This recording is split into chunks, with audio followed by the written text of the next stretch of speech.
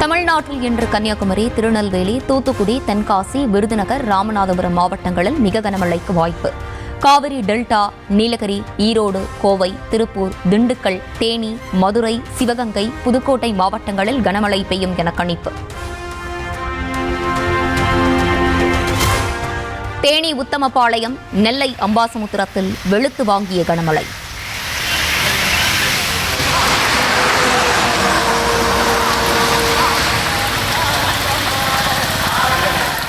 அரியலூர் மற்றும் நாகை மாவட்டத்தில் பரவலாக கனமழை பெய்ததால் குளிர்ச்சியான சூழல்.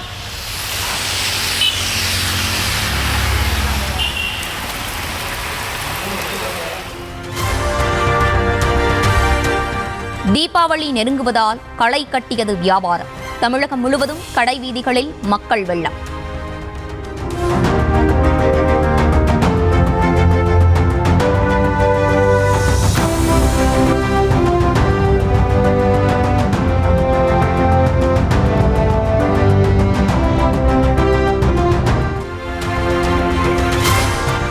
தீபாவளி பண்டிகையை முன்னிட்டு சொந்த ஊருக்கு செல்ல தாம்பரம் ரயில் நிலையத்தில் குவிந்த பயணிகள். முன்பதிவு இல்லாத பெட்டிகளில் தொங்கியபடி ஆபத்தான முறையில் பயணித்த பெண்கள் உட்பட்ட பயணிகள்.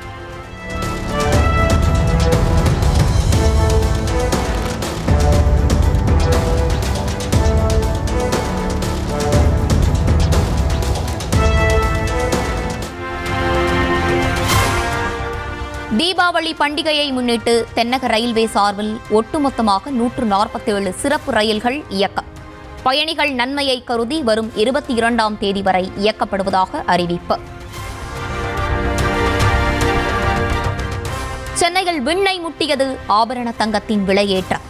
ஒரு சவரன் ஒரே நாளில் 2400 ரூபாய் உயர்ந்து 97,600 ரூபாய்க்கு விற்பனை.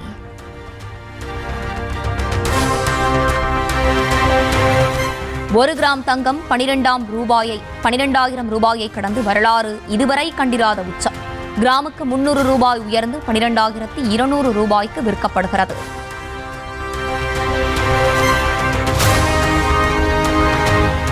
ஓரிரு நாட்களில் 1,00,000 ரூபாயை ஒரு சவரன் தங்கம் எட்டும் என தகவல். வீட்டு சுப நிகழ்ச்சிகளுக்கு திட்டமிடுவோர் நடுத்தர வர்க்கத்தினர் செய்வதறியாது விழிப்புதுங்கும் நிலை.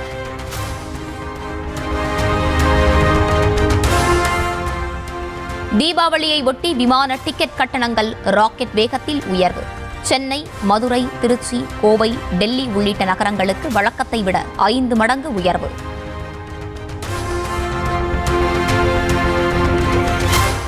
சென்னையில் இருந்து மதுரைக்கு வழக்கமாக 3,129 ரூபாய் வசூலிக்கப்பட்ட நிலையில் இன்று 17,683 ரூபாய் வரை விமான கட்டணம் உயர்வு. சென்னை திருச்சி 15,233 ரூபாய் வரைக்கும், சென்னை கோவை 17,158 ரூபாய் வரைக்கும், சென்னை தூத்துக்குடி 17,053 ரூபாய் வரைக்கும் உயர்ந்தன.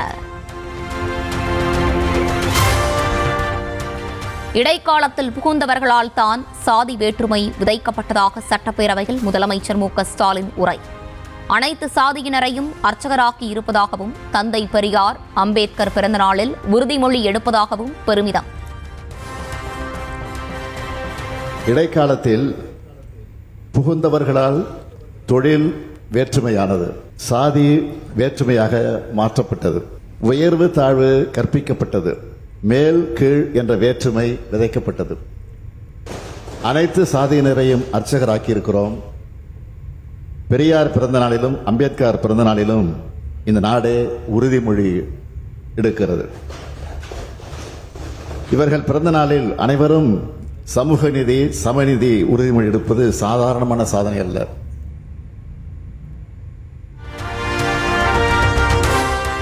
தமிழகத்தில் ஆணவ படுகொலைகளை தடுக்க ஓய்வு பெற்ற நீதிபதி KN பாஷா தலைமையில் ஆணையம் அமைக்கப்படும் என சட்டப்பேரவையில் முதலமைச்சர் அறிவிப்பு. அனைத்து தரப்பினரும் அளிக்கும் பரிந்துரைகளின் அடிப்படையில் ஆணவ படுகொலைகளை தடுக்க தனிச்சட்டம் இயற்றப்படும் எனவும் சட்டப்பேரவையில் உறுதி.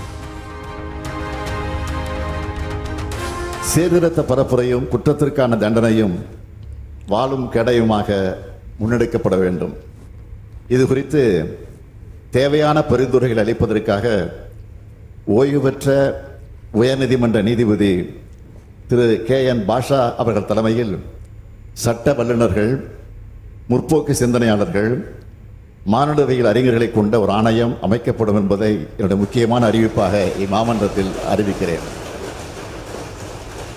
இந்த ஆணையம் அரசியல் இயக்கங்கள், சட்ட வல்லுநர்கள், சமூக செயற்பாட்டாளர்கள், பாதிக்கப்பட்ட மக்கள் என அனைத்து தரப்பினர் கருத்துக்களையும் பெற்று இப்பொருள் குறித்து உரிய பரிந்துரைகளை வழங்கும். அதன் அடிப்படையில் தமிழ்நாடு அரசு ஆணவ படுகொலை தடுக்கும் நோக்கில் உரிய சட்டமேற்ற தேவையான நடவடிக்கைகள் எடுக்கும் என்று உறுதியளித்து அமைகிறேன்.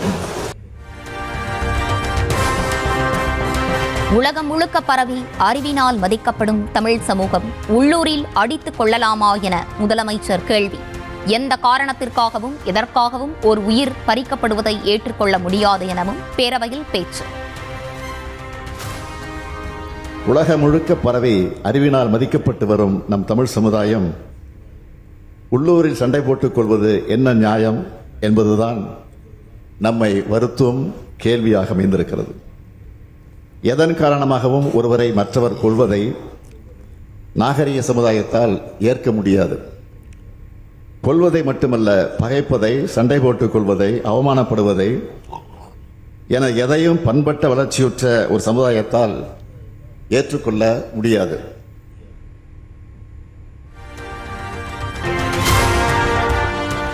சாலைகள் மற்றும் தெருக்களின் பெயர்களில் உள்ள சாதி பெயர்களை நீக்குவதற்காக தமிழக அரசு பிறப்பித்த அரசாணைக்கு தடை கோரி வழக்கு. சாலைகள், தெருக்களில் சாதிய பெயர்களை மாற்றுவது குறித்த இறுதி முடிவு எதுவும் எடுக்கக்கூடாது என உயர்நீதிமன்ற மதுரை கிளை உத்தரவு. 53 ஆண்டுகள் நிறைந்து 54வது ஆண்டில் அடியெடுத்து வைக்கும் அதிமுக.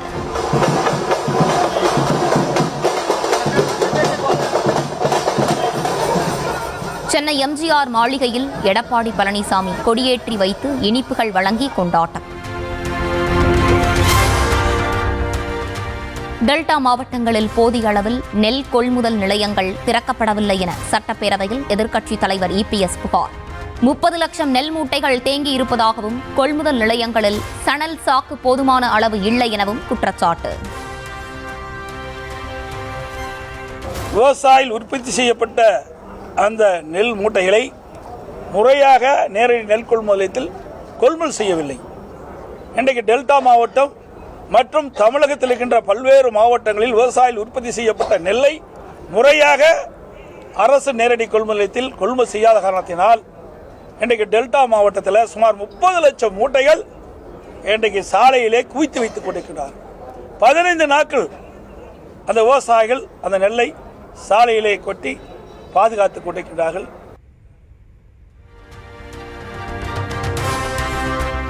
கடந்த ஆண்டுடன் ஒப்பிடுகையில் 13 மடங்கு அதிகமாக நெல் உற்பத்தி அதிகரிப்பு என சட்டப்பேரவையில் அமைச்சர் சக்கரபாணி விளக்கம்.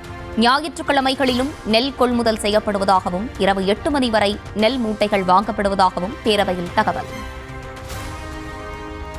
இப்பொழுது 1000 மூட்டை தினந்தோறும் வாங்கப்படுகிறது. அங்கே சென்ற சமயத்தில் அவங்க என்ன சொன்னாங்கன்னா, மாலை 6 மணியோடு நிறுத்திடுறாங்க, இரவு 8 மணி வரைக்கும் வாங்கணும்னு சொன்னாங்க.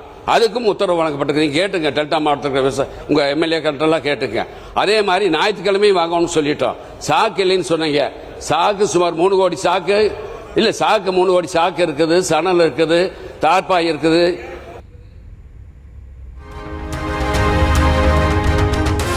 தமிழகத்தில் தயாரிக்கப்பட்ட கோல்ட்ரிப் இருமல் மருந்தால் 25 குழந்தைகள் பலியானது குறித்து சட்டப்பேரவையில் அமைச்சர் மா சுப்பிரமணியன் விளக்கம். மருந்து மீது எந்த குறையும் இல்லை, நல்ல மருந்து என மத்திய பிரதேச சான்றளித்ததாகவும் ஆனாலும் தமிழக அரசு உடனடியாக நடவடிக்கை எடுத்ததாகவும் பேச்சு. அங்க இருக்கிற அமைச்சர் என்ன சொல்றாருன்னா, இந்த மருந்து நல்ல மருந்துன்றார். நல்ல மருந்துன்னு விட்டுட்டதால 1ஆம் தேதி அதுக்குள்ள 25 நேற்றுக்கு வரைக்கும் அருள் சொன்னது மாதிரி 25 குழந்தைங்க இறந்திருக்கு. இவ்வாறு தகவல் பெறப்பட்ட 48 மணி நேரத்திலே அரசு துரித கதியில் செயல்பட்டதன் விளைவு இன்னைக்கு ஒட்டுமொத்தமா அந்த 126 மருந்துகளும் இன்றைக்கு தடை செய்யப்பட்டது, நிறுவனமும் மூடப்பட்டது. குழந்தைகளை கொன்ற ஸ்ரீசன் மருந்து ஆலைக்கு அதிமுக ஆட்சி காலத்தில் உரிமம் தரப்பட்டதாக அமைச்சர் மா சுப்பிரமணியன் தகவல். தற்போது அனைத்து மருந்து நிறுவனங்களிலும் ஆய்வு மேற்கொள்ளப்பட்டு வருவதாகவும் சட்டப்பேரவையில் அமைச்சர் விளக்கம். இந்த கம்பெனி வந்ததே 2011 அக்டோபர்ல 27ஆம் தேதி அதிமுக ஆட்சி காலத்தில் தான் அந்த கம்பெனிக்கு உரிமமே வழங்கப்பட்டிருக்கிறது. உங்கள் ஆட்சி காலத்தில் வழங்கப்பட்ட உரிமம்.